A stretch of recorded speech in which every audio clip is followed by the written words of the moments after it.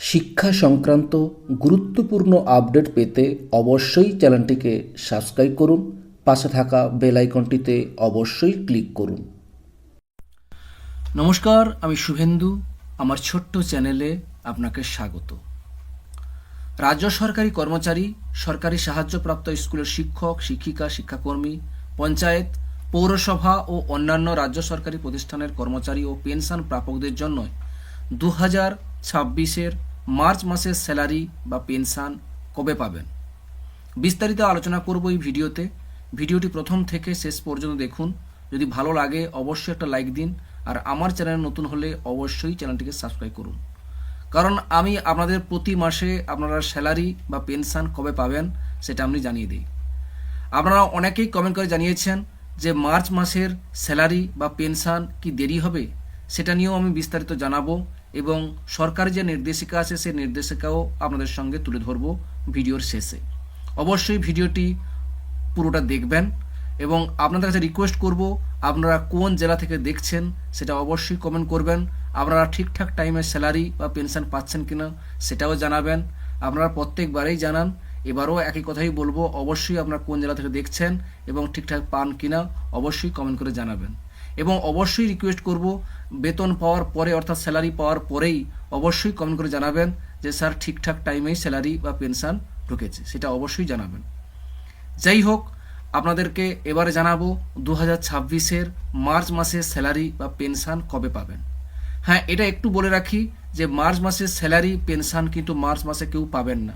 আপনারা জানেন, সকলেই জানেন, এই অর্থ বছরের শেষ মাস, তার জন্য স্যালারি বা পেনশন পেতে একটু দেরি হবে। কতটা দেরি হবে সেটা আপনাকে ভিডিওতেই পরপর করে জানাচ্ছি। চলুন প্রথমে আমরা জানবো মার্চ মাসের স্যালারি বা পেনশন কোন দিন অ্যাকাউন্টে ক্রেডিট হবে।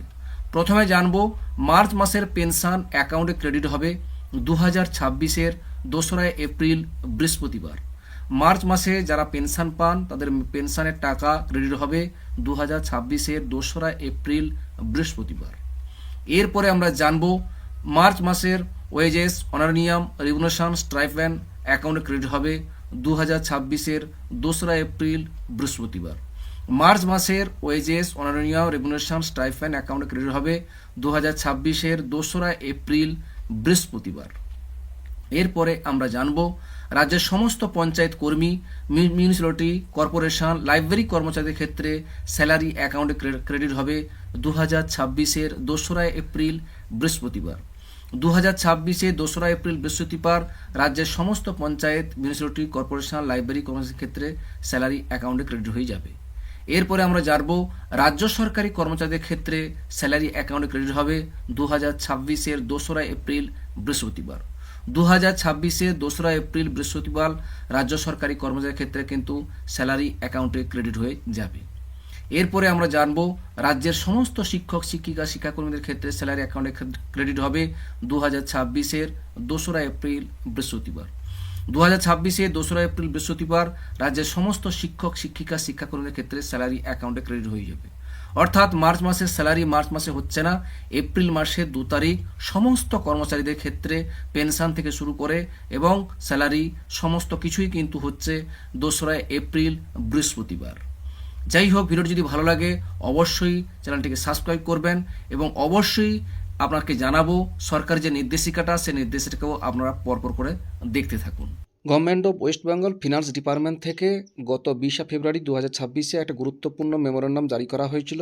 সেই মেমোরেন্ডাম জারি করা যে অর্ডারটি, সেখানেই উল্লেখ করে দেওয়া হয়েছে কোন কোন ডেটে স্যালারি হবে মার্চ মাসের। দেখুন, আমাদের দেখাই, এই 10 নম্বর পয়েন্টে দেখুন, salary for the month of March 2026 in respect of state government employee, of non government educational institution, library employees, panchayat body employee paid out of deposit account granted at it shall be paid 2/4/2026 এবং monthly wages, minimum remuneration, stipend shall be also paid on 2/4/2026 এবং শেষে দেখুন 11 নম্বরে monthly pension for the month of March 2026 shall be paid on 2/4/2026। অর্থাৎ অর্ডারের ভিত্তিতেই আমাদের সঙ্গে এই ভিডিওটি শেয়ার করেছি। যাই হোক, ভালো লাগলে অবশ্যই লাইক দেবেন। ভালো থাকবেন, সুস্থ থাকবেন, ধন্যবাদ।